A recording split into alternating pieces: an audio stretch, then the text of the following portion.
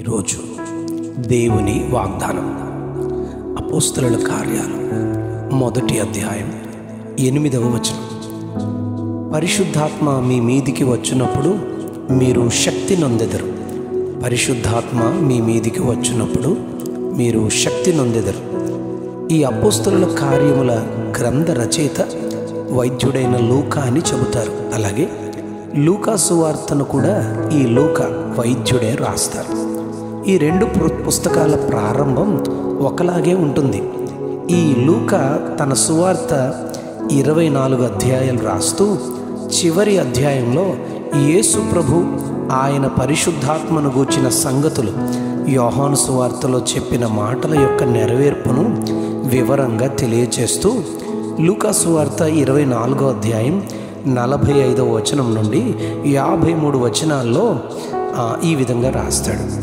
వారు లేఖనములను గ్రహించున్నట్లుగా ఆయన వారి మనస్సును తెరిచారని, క్రీస్తు శ్రమపడి 3వ దినాన మృతుల్లో నుండి లేచునని, యెరూషలేం మొదలుకొని సమస్త జనములలో ఆయన పేరట మారు మనస్సును పాపక్షమాపణయు ప్రకటింపబడతాయని వ్రాయబడింది.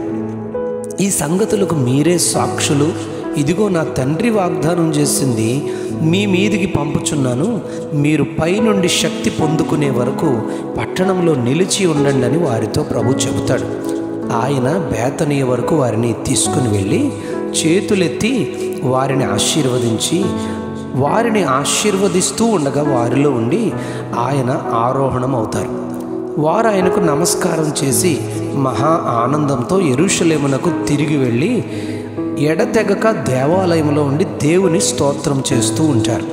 యోహాను సువార్తలో యేసు ప్రభు తన మరణానికి ముందుగానే పరిశుద్ధాత్మను గూర్చి యోహాను సువార్త 14వ అధ్యాయం 16వ వచనంలో, నేను తండ్రిని వేడుకుంటాను, మీ వద్ద ఎల్లప్పుడూ ఉండడానికి ఆయన వేరొక ఆదరణకర్తను అనగా సత్యస్వరూపియగు ఆత్మను మీకు అనుగ్రహిస్తారు.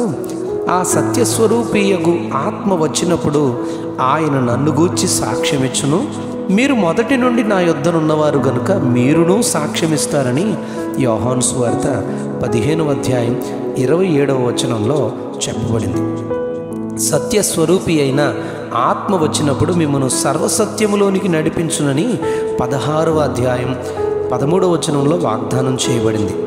యోహాను సువార్త 20వ అధ్యాయం 19 నుంచి 23 వచనాల్లో ఆయన పునరుద్ధానుడై తిరిగి లేచిన తరువాత ఆదివారం సాయంకాలమున తాము కూడి ఉన్న ఇంటి తలుపులు మూసి ఉండగా యేసు వారి మధ్యను నిలిచి, మీకు సమాధానము కలుగునుగాక, తండ్రి నన్ను పంపిన ప్రకారము నేనును మిమ్మను పంపుచున్నానని చెప్పి వారి మీద ఊది పరిశుద్ధాత్మను పొందండి. మీరు ఎవరి పాపములు క్షమిస్తారో అవి వారికి క్షమింపబడును, ఎవరి పాపములు నిలిచి ఉండనిస్తారో అవి నిలిచియుండునని యేసు ప్రభు చెబుతారు. ఈ వాగ్దానాల నెరవేర్పు అపోస్తలుల కార్య గ్రంథంలో శిష్యులతో పాటు 120 మంది మేడగదిలో ఏకమనస్తో ఎడతెగక ప్రార్థించినట్లు 1వ అధ్యాయం 14వ వచనంలో చెప్పబడింది. 2వ అధ్యాయంలో పెంతెకోస్తను పండుగ దినమున వారు కూడి ఉన్న మేడగదిలో వేగముగా వీచు బలమైన గాలి వంటి ధ్వని ఆకాశము నుండి అకస్మాత్తుగా వారు కూర్చున్న ఇల్లంతయు నిండి అగ్ని జ్వాలల వంటి నాలుకలు విభాగింపబడినట్లుగా కనబడి వారిలో ఒక్కొక్కరి మీద రాలగా అందరూ పరిశుద్ధాత్మతో నింపబడిన వారై ఆ ఆత్మ వారికి వాక్శక్తి అనుగ్రహించిన కొలది అన్య భాషలతో మాట్లాడడం మొదలు పెడతారు. అపోస్తలుల కార్యాలు 1వ అధ్యాయం 8వ వచనం యొక్క నెరవేర్పు జరిగిన వెంటనే వారు 2వ అధ్యాయం 14వ వచనంలో పేతురు కడమ 11 మంది అపోస్తలులతో శిష్యులతో కూడా నిలిచి బిగ్గరగా సువార్తను ప్రకటించినట్లు రాయబడింది. కానీ పరిశుద్ధాత్మ నింపబడని శిష్యులు యేసు ప్రభువు సిలువకు అప్పగింపబడిన సమయంలో దాక్కున్నట్లు, పేతురు ఆయనను ఎరుగనని ముమ్మారు అబద్ధమాడినట్లు మార్కు సువార్త 14వ అధ్యాయం 72వ వచనంలో రాయబడింది. కానీ మేడగది అనుభవం తర్వాత శిష్యులు ఎంతో ధైర్యంగా సువార్తను ప్రకటించినట్లు, శ్రమలను ఎదుర్కొన్నట్లు, వారు సువార్త ప్రకటించుటకు వెనుక తీయలేదని వ్రాయబడింది. అపోస్తుల కార్యాలు 5వ అధ్యాయం 32వ వచనంలో మేమును తనకు విధేయులైన వారికి అనుగ్రహించిన పరిశుద్ధాత్మయు ఈ సంగతులకు సాక్ష్యమై ఉన్నదని అక్కడ అపోస్తలుడు చెప్తారు. అపోస్తల కార్యాలు 5వ అధ్యాయం 12వ వచనంలో ప్రజల మధ్య అనేకమైన సూచక క్రియలు మహత్కార్యాలు అపోస్తలుల చేత చేయబడినవని పరిశుద్ధాత్మ కార్యాల కొరకు చెప్పబడిన ప్రవచనం, అది యోహాను సువార్త 14వ అధ్యాయం 12వ వచనంలో ఇలా ఉంది. అక్కడ నా యందు విశ్వాసం ఉంచువాడు నేను చేయు క్రియలు చేయును, వాటికంటే మరి గొప్పవియు అతడు చేయునని ప్రవచనం ఇక్కడ అపోస్తల కార్యాల 5వ అధ్యాయం 12వ వచనంలో నెరవేరింది. ఇక్కడే 5వ అధ్యాయం 15-16 వచనాల్లో పేతురు సొలొమోను మంటపంలోనికి వస్తూ ఉండగా జనులు రోగులను వీధుల్లోనికి తెచ్చి వారిలో ఎవని మీదనైనను అతని నీడ పడవలనని ఉంచుతారు. జనులు రోగులను అపవిత్రాత్మల చేత పీడింపబడిన వారిని మోసుకొని కూడా వస్తారు అక్కడికి. వారందరూ స్వస్థత పొందినట్లు అక్కడ రాయబడింది.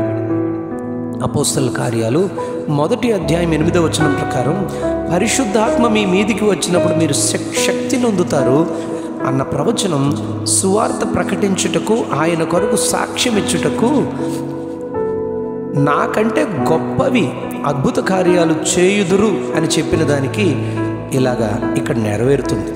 అలాగే 1 కొరింథీ 12వ అధ్యాయం 4-11 వచనాలు మనం గమనిస్తే కృపావరాలను గురించి ప్రభు అపోస్తులుడైన పౌలు ద్వారా అక్కడ తెలియజేస్తారు. కృపావరాలు నానా విధాలుగా ఉన్నాయి. అవి ఆత్మ ఒక్కడే వాటిని జరిగిస్తారని చెబుతూ కృపావరములను వివరిస్తూ ఇలా చెప్తారు. మొదటిది ఆత్మ మూలముగా బుద్ధివాక్యము, రెండవది ఆత్మను అనుసరించిన జ్ఞానవాక్యము, మూడవది ఆ ఆత్మలోనే విశ్వాసము, నాలుగవది ఆ ఆత్మ వలననే స్వస్థపరచు వరము, ఐదవది అద్భుత కార్యములను చేయు శక్తి, ఆరవది ప్రవచనము, ఏడవది ఆత్మల వివేచన, ఎనిమిదవది నానావిధ భాషలు, తొమ్మిదవది భాషల అర్థము చెప్పు శక్తి.